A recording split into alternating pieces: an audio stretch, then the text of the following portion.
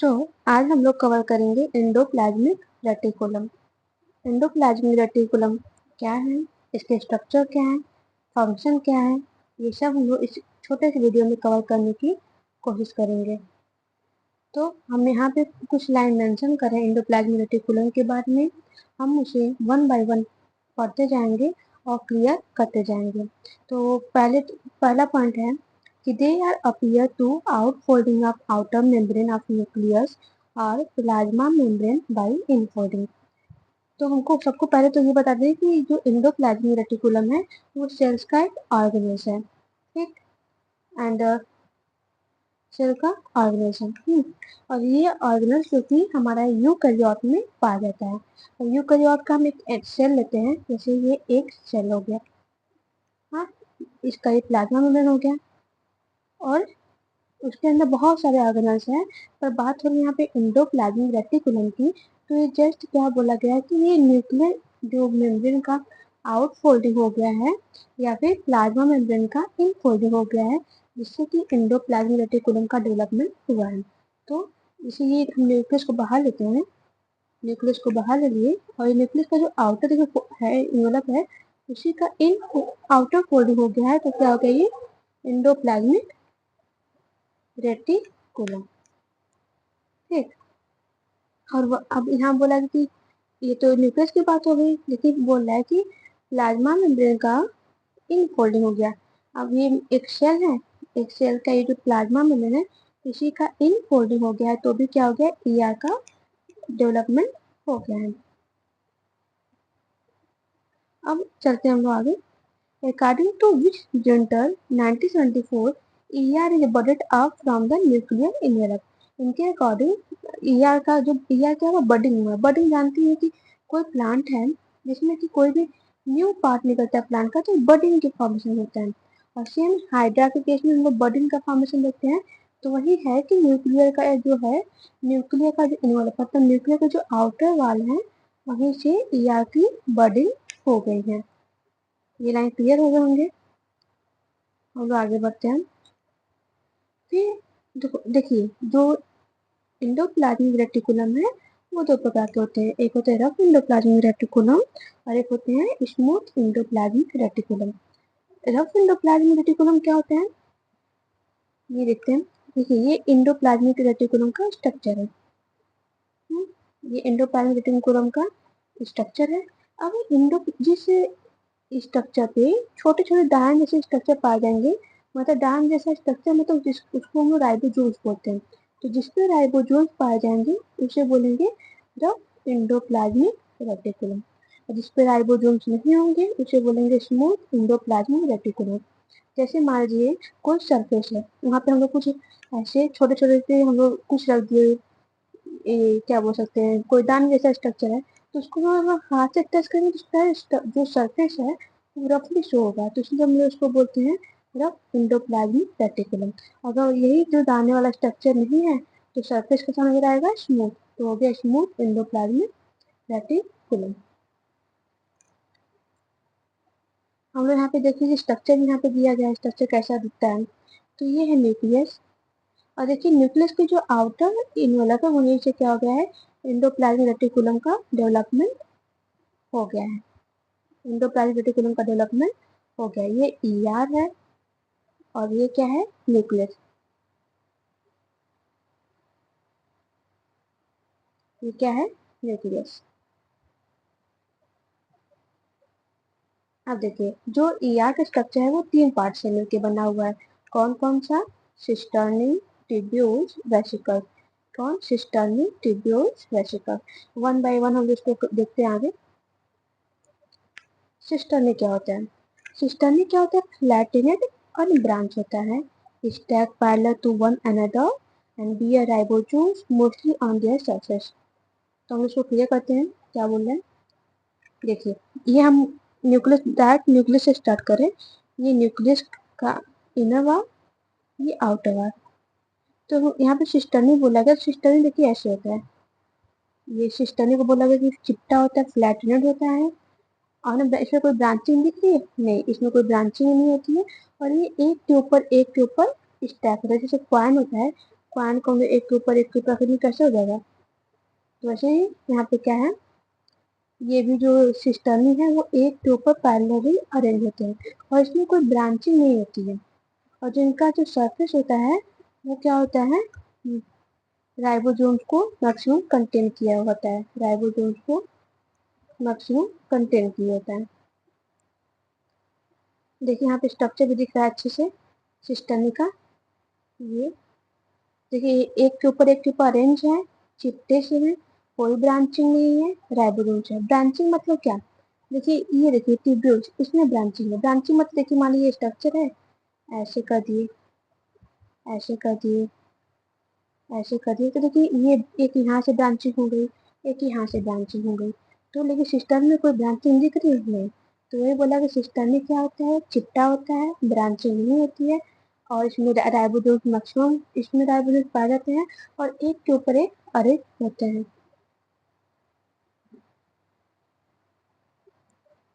अब बात आती है ट्यूब्यूल्स की। ट्यूब्यूल्स क्या होते हैं, ट्यूब्यूल्स क्या होते हैं, ट्यूब्यूल्स इरेगुलर होते हैं, ब्रांच होते हैं and form network along with other free of ribosome.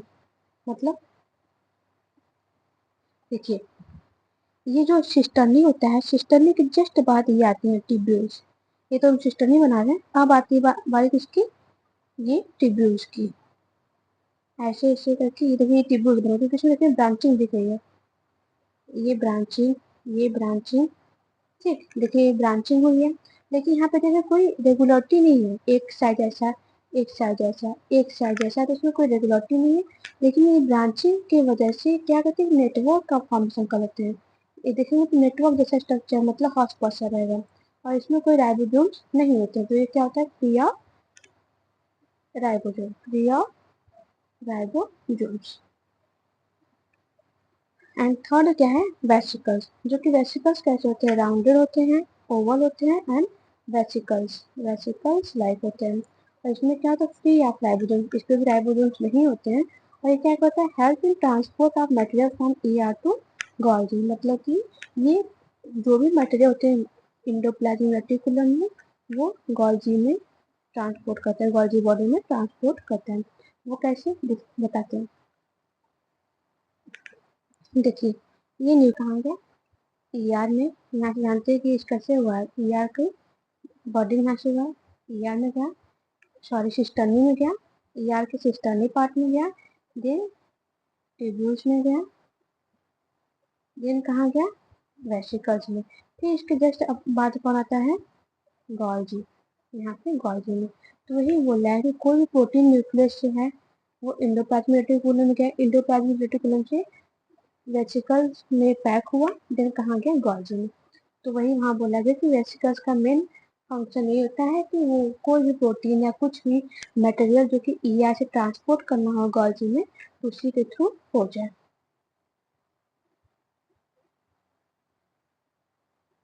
हम बात आ रही है function of rough endoplasmic reticulum. जो रफ एंडोप्लाज्मिक रेटिकुलम का फंक्शन क्या है, पहला फंक्शन सबसे मोस्ट इम्पॉर्टेंट है कि ये प्रोटीन का प्रोसेसिंग करता है। मतलब कि जो रफ एंडोप्लाज्मिक रेटिकुलम पे पहली बात तो क्या पाता है, राइबोसोम्स पा जाते हैं। अब राइबोसोम्स है तो क्या करेंगे, प्रोटीन के प्रोसेसिंग में हेल्प करेंगे। एंड देन अब कैसे प्रोटीन के प्रोसेसिंग में हेल्प करेंगे वो भी देख लेते हैं।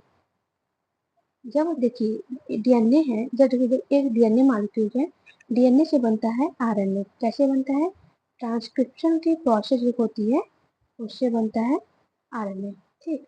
फिर आरएनए से बनता है प्रोटीन, जो कि ट्रांसलेशन से होता है, ट्रांसलेशन से प्रोटीन बनता है। जब प्रोटीन बनता है, आरएनए टू प्रोटीन बनता है, देखिए जब आरएनए से प्रोटीन बनता है तो वहाँ पे सबसे मोस्ट इम्पॉर्टेंट रोल प्ले करते हैं हमारे राइबोसोम्स, जो कि राइबोसोम्स वन बाय वन आगे वन स्टेप मूव करता है और प्रोटीन बन जाता है। अब ये कैसे बनता है, इसका लंबा प्रोसेस है, वो हम आगे आने वाली वीडियो में कवर करेंगे, पर अभी के लिए इतना जानिए। फिर जो रफ एंडोप्लाज्मिक रेटिकुलम होता है वो राइबोसोम्स के लिए राइबोसोम्स के लिए एक स्ट्रक्चर प्रोवाइड करता है, मतलब एक सरफेस प्रोवाइड करता है। एंड यहाँ पे बहुत सारे मल्टीमोलर प्रोटीन की असेंबली होती है, किसमें, रफ एंडोप्लाज्मिक रेटिकुलम में। अब बात आती है function of smooth endoplasmic reticulum. Smooth endoplasmic reticulum का फंक्शन पहला है कि लिपिड का मेटाबॉलिज्म करता है। यहाँ डिफरेंट टाइप के लिपिड आते हैं और जिनका वहाँ मेटाबॉलिज्म होता है। और ये कैल्शियम का रिजर्वर होता है, मतलब यहाँ पे कैल्शियम स्टोर होते हैं। डिटॉक्सिफिकेशन लीवर, लीवर में जो स्मूथ एंडोप्लाज्मिक रेटिकुलम पाए जाते हैं वो ड्रग का वहाँ पे क्या करते हैं, डिटॉक्सिफिकेशन करते हैं। फॉर्मेशन ऑफ ऑर्गेनल्स, जैसे कि स्मूथ एंडोप्लाज्मिक रेटिकुलम से Golgi apparatus, lysosome and vacuoles बनते हैं। और यहाँ पे कार्बोहाइड्रेट का भी मेटाबॉलिज्म होता है। अब यहाँ बता दें कि मेटाबॉलिज्म होता क्या है। मेटाबॉलिज्म, मेटाबॉलिज्म बॉडी, जो हमारे इंटरनल बॉडी में होने वाले प्रोसेस, जैसे कि हम कोई फूड लिए तो वो कार्बोहाइड्रेट से सबसे सिंपलर फॉर्म ग्लूकोज में टूटता है। जब कोई complex food material smaller food material में ब्रेक डाउन हो तो उसे हम बोलेंगे कैटाबॉलिज्म। उस प्रोसेस को बोलेंगे कैटाबॉलिज्म। ठीक। और जो कोई स्मॉलर मॉलिक्यूल्स मिलकर कॉम्प्लेक्स मॉलिक्यूल बनाए तो उसे हम बोलेंगे एनाबॉलिज्म। और यही जो बॉडी में टूटने की या बनने की जो प्रोसेस है उसको हम लोग बोलते हैं मेटाबॉलिज्म। और एक बात और, जो देखिए हमारे मसल सेल्स में स्मूथ एंडोप्लाज्मिक रेटिकुलम, वहाँ पे सार्को एंडोप्लाज्मिक, जो यहाँ पे एंडोप्लाज्मिक रेटिकुलम पाया जा रहा है तो वहाँ पे कैसा पाया जाता है, सार्कोप्लाज्मिक रेटिकुलम। वो सार्कोप्लाज्मिक रेटिकुलम क्या करता है, वो कैल्शियम आयन का रिजर्वायर वहाँ पे बहुत मैक्सिमम होता है। लेकिन वहाँ पे एक प्रोटीन होती है जिसको बोलते हैं कंसेक्टिस्टलिन। कंसेक्टिस्टलिन एक प्रोटीन होती है जो कि कैल्शियम आयन को स्टोर की होती है। और जब भी वहाँ पे एक्टिन और मायोसिन का जो कंट्रक्शन होता है तो वहाँ पे कैल्शियम का जो नीड होता है, कैल्शियम चाहिए होता है। तो जब भी वहाँ बॉडी में हमारे कंट्रक्शन होता है, एक्टिन मायोसिन जब आपस में कंट्रैक्ट करती है तो वहाँ पे कैल्शियम आयन सार्कोप्लाज्मिक रेटिकुलम से रिलीज हो जाता है और वहाँ पे कंट्रक्शन हो जाता है। एंड एक बार हम आपको फिर से स्ट्रक्चर बता दें एंडोप्लाज्मिक रेटिकुलम के बारे में अच्छे से। तो यहाँ पे एक और बताया गया है यहाँ पे कि क्या होता है, फॉर्मेशन ऑफ ऑर्गेनल्स, जैसे कि हमारा स्मूथ एंडोप्लाज्मिक रेटिकुलम से गोल्गी अपार्टस बन रहा है, लाइसोसोम्स बन रहा है, वैक्यूल्स बन रहा है। इसको मैं क्लियर करके कैसे बन रहा है, देखिए ये न्यूक्लियस, न्यूक्लियस ये न्यूक्लियस, ठीक, ये cisternae, then tubules, then vesicle, then फिर गोल्गी अपार्टस, देन लाइसोसोम। तो वही बोल रहा है कि स्मूथ एंडोप्लाज्मिक रेटिकुलम से गोल्गी बनते हैं, लाइसोसोम्स बनते हैं। एंड थैंक यू, मिलते हैं नेक्स्ट वीडियो में।